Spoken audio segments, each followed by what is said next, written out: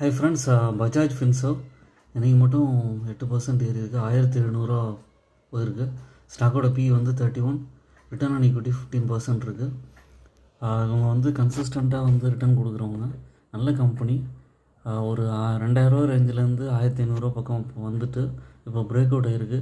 கண்டிப்பாக வந்து இதுலேருந்தும் ஏறும். இவங்களுக்கு வந்து சேல்ஸ் அண்ட் ப்ராஃபிட்லாம் நல்லாவே இருக்குது. லாங் டேர்ம் ஹோல்டிங்க்கும் ஏற்ற ஸ்டாக் இது. இந்த சமயத்துலேயும் நீங்கள் வாங்கலாம். ஏற்கனவே வாங்கியிருந்தீங்கன்னா கூட ஆவரேஜ் அவுட் பண்ணிக்கலாம்.